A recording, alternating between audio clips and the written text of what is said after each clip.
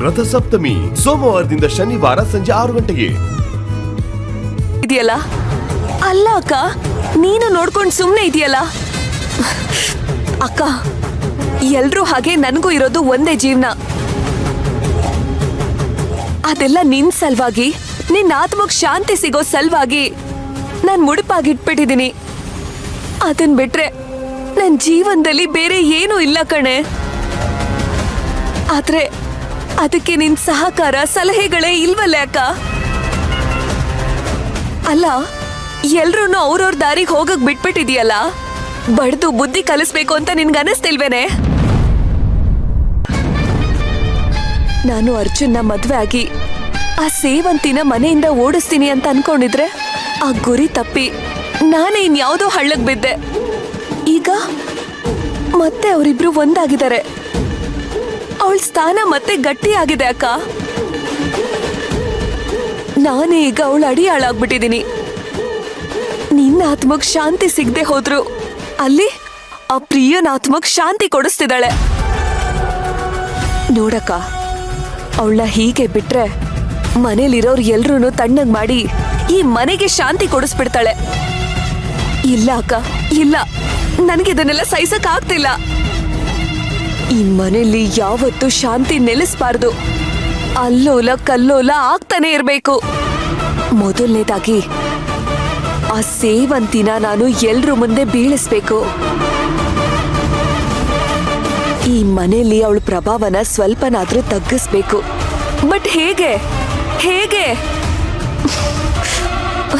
ಯಾರಿದ್ದಾರೆ ನನ್ನ ಸಹಾಯಕ್ಕೆ?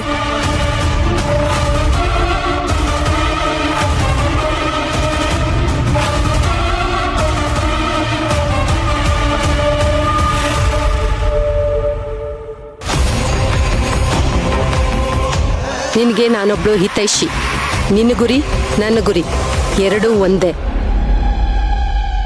ನಿನ್ನ ಬಲಿನೂ ಸೇವಂತಿ, ನನ್ನ ಬಲಿನೂ ಸೇವಂತಿ.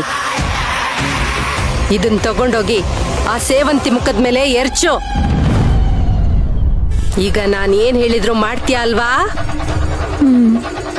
ನಾನೆಲ್ಲೇ ಇದ್ರು, ನೀನಿಲ್ಲೇ ಇದ್ರು, ನಾನು ಹೇಳೋ ಮಾತೆಲ್ಲ ಕೇಳಿಸ್ತಾ ಇರುತ್ತೆ.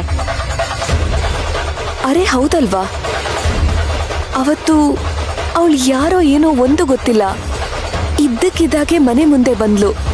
ನನ್ನನ್ನು ಕರೆದ್ಲು. ನನ್ನ ಮೂಲ ಪತ್ತೆ ಹಿಡಿದು ಚೆನ್ನಾಗಿ ಮಾತಾಡ್ಸಿದ್ಲು.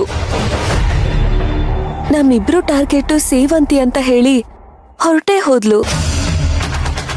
ಅವಳು ಎಲ್ಲಿ ಹೋದ್ಲು? ಅವಳಿಗೂ ಸೇವಂತಿಗೂ ಏನ್ ದ್ವೇಷ? ಅವಳಿಂದ ನನಗೆ ತುಂಬಾ ಸಹಾಯ ಆಗುತ್ತೆ.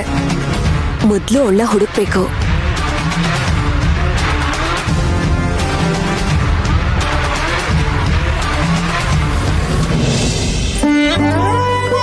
ಸಾಕು.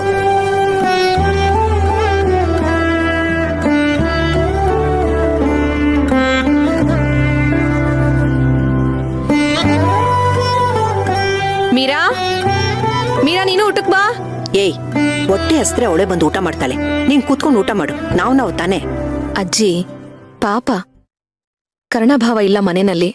ಅವಳ ಜೊತೆ ಕೂತ್ಕೊಂಡು ಊಟ ಮಾಡೋದಕ್ಕೆ ನಾವ್ ಹಾಗೆ ಬಿಟ್ಬಿಡಕ್ಕಾಗತ್ತಾ? ಅವಳು ಇನ್ನೂ ಈ ಮನೆಗೆ ಹೊಂದ್ಕೊಂಡು ಇಲ್ಲ. ಅಂಥದ್ರಲ್ಲಿ ನಾವೀಗ್ಲೇ ಅವಳನ್ನ ಒಂಟಿ ಮಾಡಕ್ಕಾಗತ್ತಾ? ಚಾನ್ಸೇ ಇಲ್ಲ. ಸರಿಯಾಗಿ ಹೇಳ್ದೆ ಸೇವಂತಿ. ನಮ್ಮ ಅಮ್ಮನ್ಗೆ ವಯಸ್ಸಾಗ್ತಾ ಆಗ್ತಾ ಬುದ್ಧಿ ಕಡಿಮೆ ಆಗ್ತಿದೆ. ಮೀರಾ, ಮೀರಾ. ಹಾ, ಬಂದೆ. ಸಾಕು.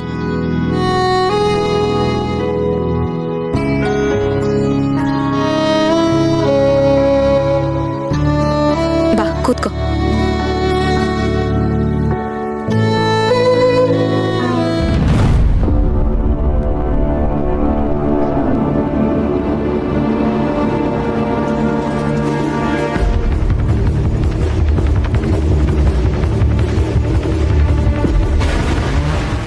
ನಾನು ಅನ್ನ ಕಿತ್ಕೊಳಕ್ ನೋಡ್ತಿದ್ಯೇನೆ ಮುದ್ಕಿ. ಇವಾಗ ನೋಡು, ನೀನ್ ಅನ್ನಕ್ ನಾನು ಹೇಗ್ ಕಲ್ಲು ಹಾಕ್ತೀನಿ ಅಂತ.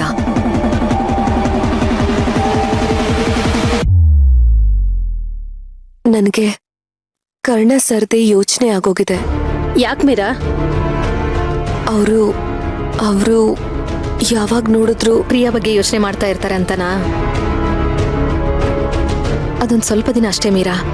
ಅವ್ರು ಖಂಡಿತ ಅದರಿಂದ ಆಚೆ ಬಂದು ನಿನ್ನನ್ನು ಅರ್ಥ ಮಾಡ್ಕೋತಾರೆ. ಅಯ್ಯೋ ನನಗೆ ಆ ಚಿಂತೆ ಇಲ್ಲ ಮೇಡಮ್. ಅವ್ರು ಯಾವಾಗ ನೋಡಿದ್ರು ಅಶ್ವಿನ್ನ ಸುಮ್ಮನೆ ಬಿಡಲ್ಲ. ಅವನು ಎಲ್ಲೇ ಇದ್ರೂ ಹುಡುಕ್ಸಿ ಗಲ್ಲಿಗೆ ಹಾಕಿಸ್ತೀನಿ ಅಂತ ಹೇಳ್ತಿರ್ತಾರೆ.